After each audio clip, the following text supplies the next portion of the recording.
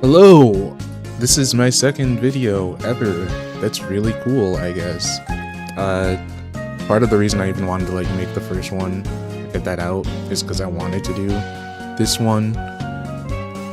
I like looking at ranking stuff, even though I'm still relatively new to playing Melee. I've always been invested in the rankings of it. I think it's very interesting to look at the rankings of any game. I've looked at it for other Smash games before. I've made some minor algorithms that I might share one day. But I just wanted to look at this season of Melee. And this, I mean by season I mean year, because it's been a interesting sort of year, I feel. Yeah, there's no reason anyone needs to listen to me, frankly. I just like looking at numbers, and so this is me saying, hey, there are some numbers that I think are interesting here. And the first thing about this year that's kind of odd is that there are genuinely 0 majors happening. Literally the last time there have been this few majors was 2014, if you're not counting the pandemic years. So there's been a bit of a drought in terms of just being players able to prove themselves, especially in the latter half of this year. The only major in the fourth quarter of 2025 was Riptide, and that was months ago. But the only open bracket major, there was an Invitational, but not everyone is going to an Invitational. So that kind of meant some players were locked in outside of going ham at some smaller tourneys. But that kind of compounds the oddness of this season. And so from there I just want to go into the individual players, and I have them tiered off in this sort of way, which you'll probably understand very quickly. And in this first tier, I don't think I need to really explain these two, frankly. These are the two guys of Melee for the past couple years, and I don't actually want to talk about them too much right now. I want to talk about them more at the end, because it's always close with these guys. Not always close, but it's always been clear that these are the two best of this era. It's just which order, always. And Cody was number 1 earlier this year. Zane, obvious number 2, but Zane also had his 4B majors. So I think it's I don't want to talk about it too much right now. I want to talk about the other players first. So this is the very first tier of players, really. And in the second tier of players is one player, and that's HBox. And I feel it's kind of, this is also the big gimme this year. HBox has had a really, really good year. Just the only other player to win a major being Genesis, and if you really want to count Luminosity Makes Moves Miami, which I feel should be counted as a major, because that was a very stacked event, even if it didn't have the top 2. I think that this is one of the best HBox years in a while. Even if he's consistently losing to Cody and Zane, it's pretty obvious that not a lot of players are beating him consistently outside of those two. Outside of his really weird tipped off performance, genuine career worst, it's literally been all highs. So I think it's a pretty clear gimme that HBox is just the 3rd best player right now. I'm kind of interested to see how his 2026 looks, because he can he's beaten Cody multiple times this year. He beat HBox. He beat HBox beat Zane for the first time in a very long time at Full House. So yeah, I think it could definitely be 2026 is the year of the box once again. But I think it's hard to tell right now. He's definitely very on right now. And then for the for the next tier. I don't know the best way to describe these guys, but these are like the up there's.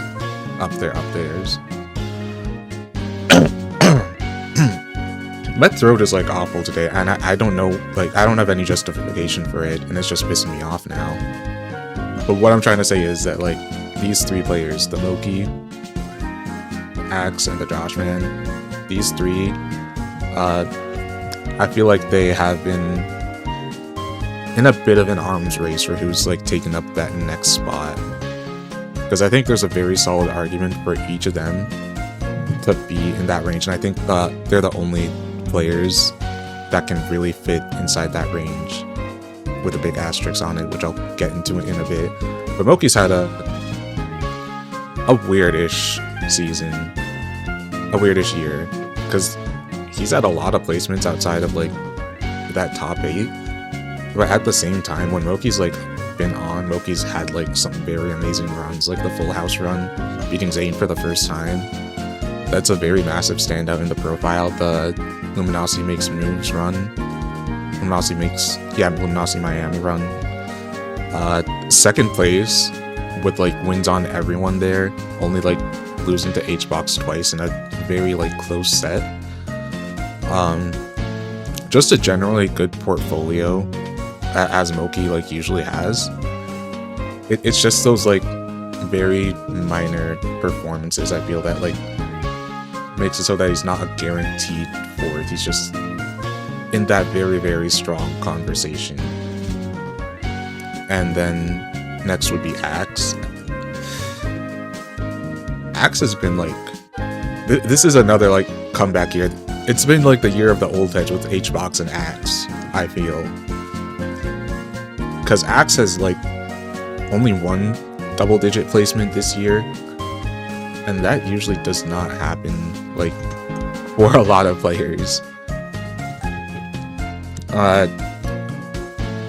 Beat Zane for the first time in a long time, also one of those players. Generally like has just had really, really nice runs. Like, I'm trying to pull up some more of his portfolio right now, but he's just got like the wins. Oh, he's beaten HBox this year too, which is like huge. I think all these players have wins on the top 2, multiple wins on the top 3. I mean, except Joshman. Don't. Actually, I can just check that. I put the graphics in here for a reason. No, Joshman does not. He only has a Cody Schwab win, but it's still like. I'll talk about Joshman in a bit. But yeah, Axe has a very, very good set of wins, even if it's just like one win on Zane, one win on HBox. Most players just don't have that. And also just playing really well against most of the field. He doesn't really have like a demon right now, I feel. And so it's 2026 might also be like a big Axe year. Actually, he does have a demon in Cody. I guess he hasn't beaten Moki in a while either. So yeah, I think once he clears up like those boxes, really, because he's proven that he can beat the Puffs with his Fox, and beating SDJ at Nouns Invitational. And he's like already had a pretty solid grip on the Peaches, so I think that, you know, he's figured it out, I feel. Oh, he does have to deal with the Ice Climbers, but, you know, I think Axe could have like a very good next year, and I think this year has just been like very good for him. And then for Joshman,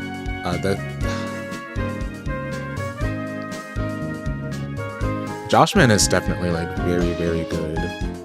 And he was like number 4, and I feel like it was a very deserved number 4 if you're just like looking straight at the numbers. Like, also only one double digit this year, being that Battle of BC. Even though his wins aren't like, his wins against the top 3 aren't like the best ever, but he has so many like other good wins across the board that I feel like it balances that out.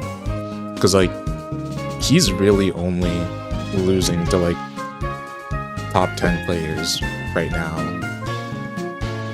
Looking at his season,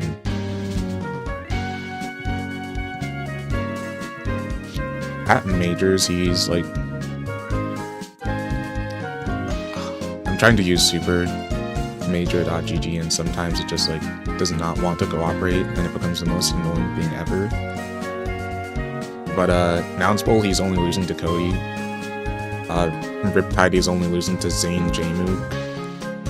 Genesis, he's like losing to HBox and Salt. Like, he really doesn't have a bad loss this season. His closest is like none, and like if none is your bad loss, you've had like a pretty good season. And for that, I feel like it's a pretty like he's also a gimme. Oh, we also lost to Nikki, but like if those are like your two worst losses for the season, and everyone else is like in contention for like top 10, then you're like very, very good, like beyond very, very good. So I feel like Joshman is very like he's very set for this. These three players, like, I feel like I don't have a lot to say about them, like specifically just because they're very good, and I feel like they've had very straightforward seasons that makes them like kind of obvious for that 4 like 4, 5, 6 range. And then for number 7 is Jmook. And this is like another player with a very, very interesting season, because I don't think Jmook would even be in the top 10 conversation before his Riptide run. Historically, Jmook has been like always top 10. This summer was the first time he wasn't a top 10 player. But now, he's had just a couple runs in the latter half of this year that have just been so amazing that you can't really argue against him being like this high. Like, Tipped Off was definitely not a great run for him. Like, Tipped Off, Genesis, 13th place. That's really not like the classic Jmook we're used to. Latter half of the year, you know, you get some better performances. And then, what was it? 9th at Collision, 9th at Supernova. Like, those are good runs. Those are good Jmook runs. Nobody's like gonna trash him for that. Then the Riptide run hits, and it's like, I don't think anyone was like really expecting Jmook to show up like that. But then he goes like, win on Akla, win on Hungrybox, win on Wizrope, win on Joshman. It's like, okay, we might be back in Jmook season. Because this run like really got people thinking like, oh yeah, this might just be like Jmook's time again. And then like, because we didn't have any like majors, didn't really get to see a lot of that Jmook prowess until Nouns Invitational. And at Nouns Invitational, that was just full powered Jmook. Like, wins on Akla, wins on Triff, wins on Amsa, wins on Sunsei, wins on Moki, and 2 wins on Zane. The only player to have multiple wins on Zane this season that's not Cody, by the way. So, I think like these 2 runs alone have really specified that like Jmook is in that range, that top 10 range. And my big bet of this season is that Jmook is either number 4 or he's like number 7. Like, I don't think there's any in between him and like these players up here, because his season has just like been odd, a very good type of odd. He wasn't even like fumbling like that hard at the beginning of this year. He had some very solid placements at like BOBC and Nouns Bowl. It's just like they weren't like, I feel, the most substanceful runs. But then he got like all of that substance back later in the year, and it's like, oh yeah, this is just Jmook. So that's why I feel like he's landing in this weird spot. But I feel like he could also just be higher, because those last 2 runs were so amazing. Oh yeah, he does have wins on the top 2 wins on Zane, and win on HBox, so very good. Oh, he has a win on Cody Schwab too. I keep forgetting this. So he has wins on all of the top 3. And I think he's the only player this season to have a win on all the top 3. So that's also like why I think he could just be a lot higher. But I'm also trying to be like level-headed, like he didn't have an amazing start to this year. And then I think after Jmook, it becomes not a very big wild card for who else like sits like at that level. But I think there are a lot of players in contention after that.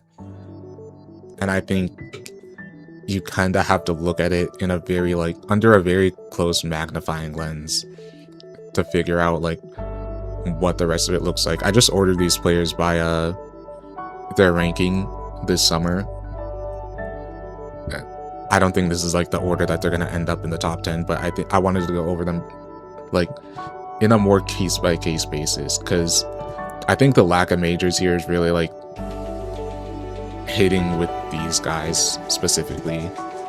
SDJ, I almost considered putting in their own tier, because I think SDJ has had a very, very strong, like, SDJ's like front half of this year was like genuinely amazing, like inspirational shit.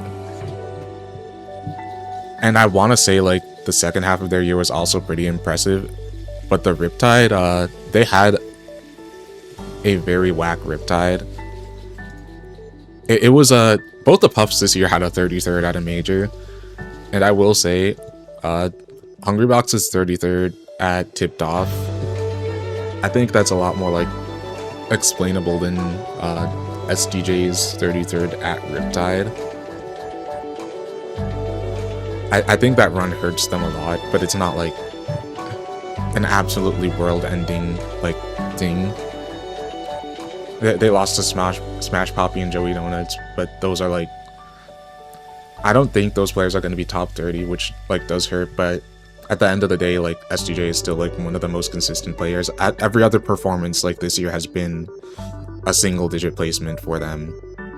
So like I don't think it's like, I don't think it's hard to say that they'll be top 10, but I think like you could definitely argue that some of these players could be over them.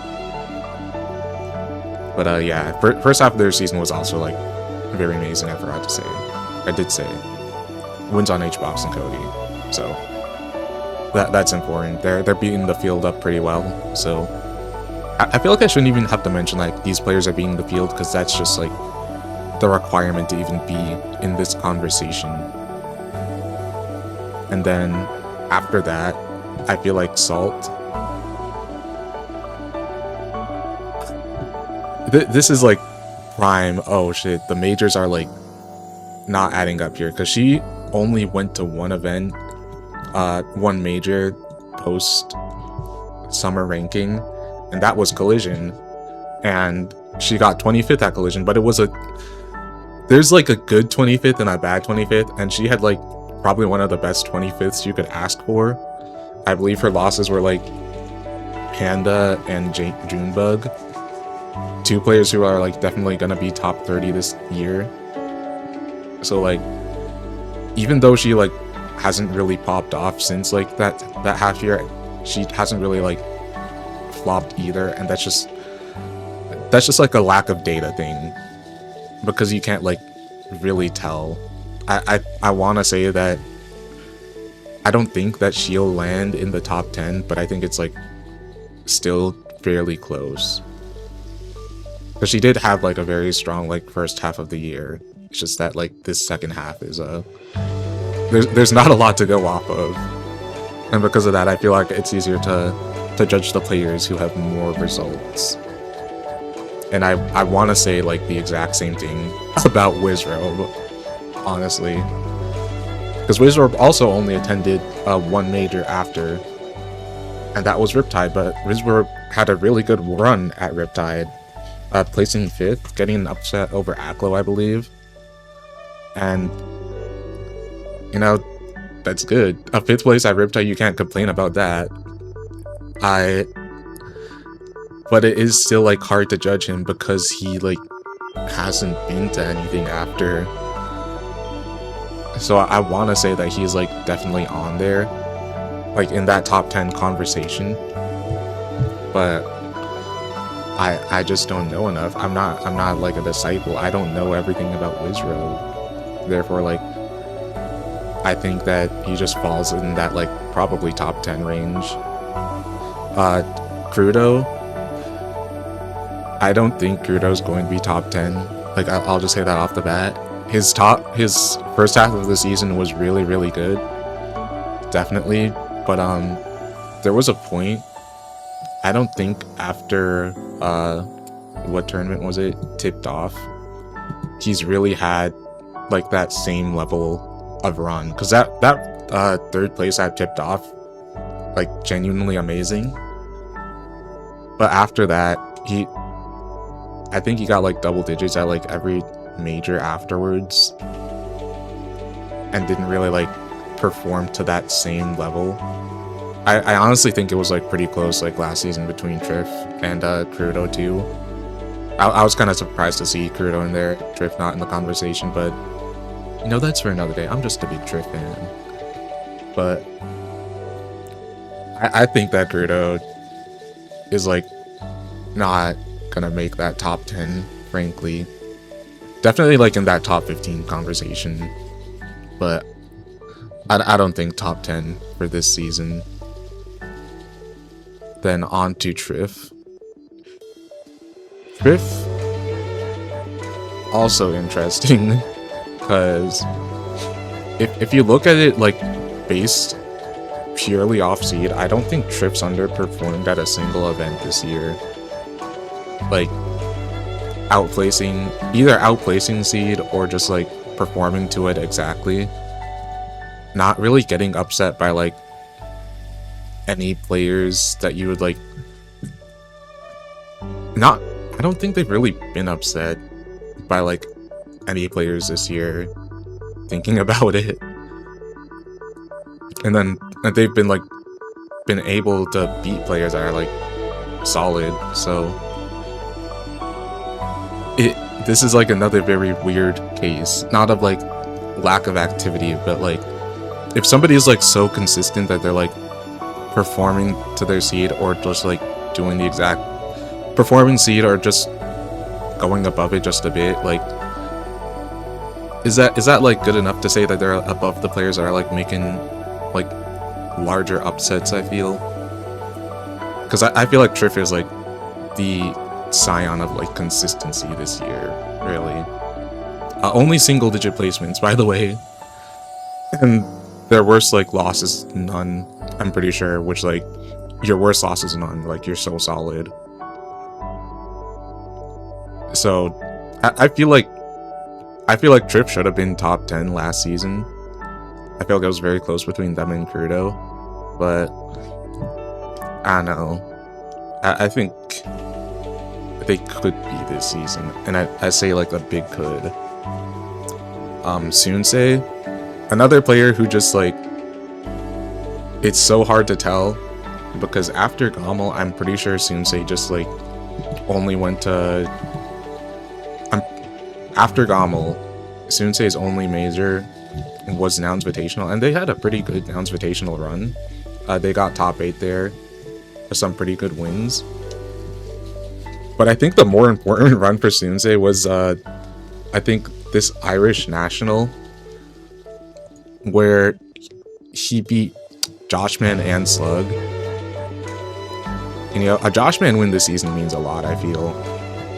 And even though Sunsei's not, like, been all over the place, he has 2 Moki wins also from the first half of this year, which is very, like, kind of odd, but also, like, you go. But I feel like Sunsei's 2025 has been, like, pretty good sleeper, all things considered. Like, that was his only major top 8 this year, but it was at, like, the most stacked major, and it was, like, with some pretty good wins. So I feel like Sunsei like deserves to be in the conversation at the very least. And speaking of like sleeper top 10, I think Laud has been like, Laud's been like good. Everyone knows Laud's been good, but I think like it's kind of hard to see how good his season actually is. And I don't know why, because I think he's one of the few players on this like whole what if range that hasn't beaten any of the top 3. But he's also like straight consistent. Very, very similar to Triff in that regard, but he really is not taking like bad losses. His worst result from this year, it's from Supernova, losing to SDJ and Jmook, and like those are 2 players that are probably going to be top 10. And everything other than that, it's like, oh yeah, I'm losing to like HBox and Zane and like Cody. Like, that's way too good, frankly. Way too good to not be in like this top 10 conversation. I think he had a really solid year at the start too. It's just like the second half of the year has been like insanely sleeper. Like Lot is definitely on the map, I feel. And then I think finally is Aklo. Aklo's also been like sleeper.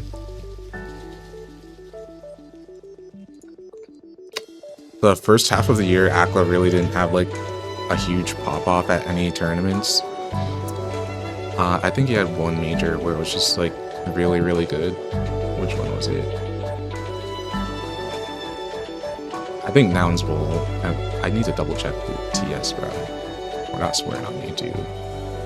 But his Nouns Bowl run, I believe, was like pretty good. But nothing like, he didn't really have that standout that he had like in the second half of last year. Because Aklo at the second half of last year was like looking to be the next player to win a major. And he didn't really see that type of like success again. And then I feel in the second half of like this year, he's kind of had that same like level of success, just not being able to get past like Cody and HBox specifically. The Cody HBox Zane, which, you know, everyone's struggling with. It's not like the end of the world. He did get an HBox win this season. And he's been like doing single digits up until Nouns Invitational.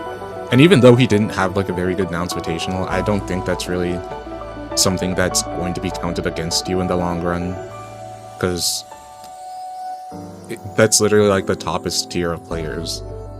Everybody is going to be losing to them.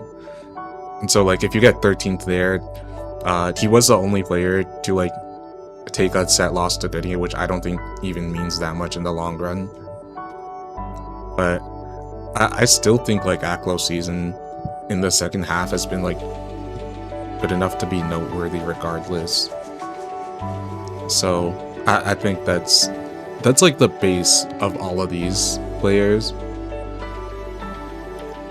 I think there's like a strong enough argument for all of them to be, even if not in that like top 10, definitely in the like top 15 conversation. And if you had to, well, oh yeah, I still have to talk about the top 2. I genuinely forgot I did not cover Cody and Zane yet, but I think that's important. So, I said I was coming back, I'm coming back to it. I think a lot of people were calling it in before Nouns Invitational. Like, oh yeah, this is just Zane's year again. But I don't think people were really expecting Cody to win Nouns Invitational in the dominant manner that he did, or for Zane to like lose the way he did. Because first of all, it like broke the Zane 4-beat streak Cody is on now. But more importantly, it means that Zane is 5 majors in, and Cody is 4 majors in this year. And if you want to go by like pure major count, sure, whatever, that's not really the greatest metric. But in general, I think that Cody's like losses this year have felt better, and I don't know how else to put it, because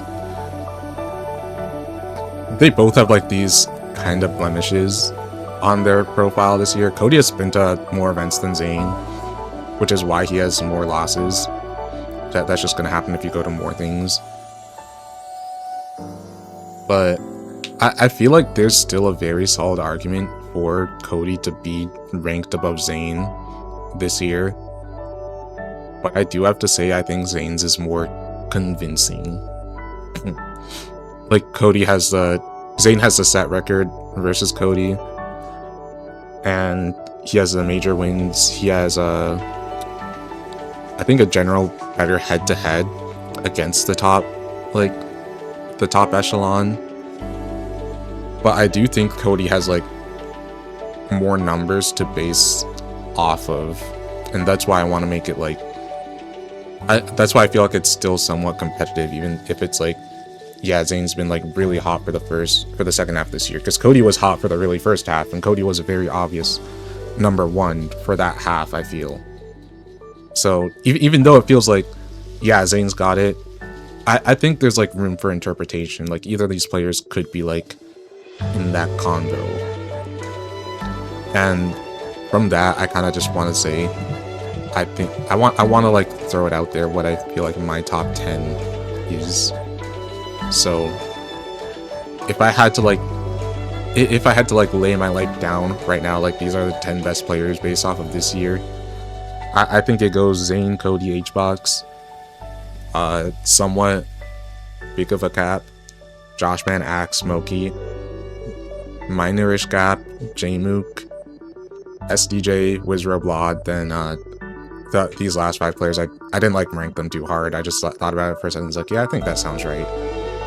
But I feel like if you've been like picking up my logic before, you'll understand like why I feel like each of these players is in this spot. I'm still like thinking about Jmook, because that Now Invitational run was very beautiful in a very type of way that like I feel like only number 4 in the world would be able to do that. I'm still thinking about Jmook. I think that Jmook is like the big wild card of this top 10 right now, and for good reason. I like Jmook's play is very incredible. No glaze, but complete glaze at the same time. But I think that's like all I really wanted to share. That's how I think this year panned out in terms of like player results and shit. Yeah, I want to see if I like how I feel about this like after recording, because I might want to make something like this for like a different game. I really like how the Rivals 2 storylines are like turning out, so I might do something with that. But yeah, I think that's it for this video. Goodbye.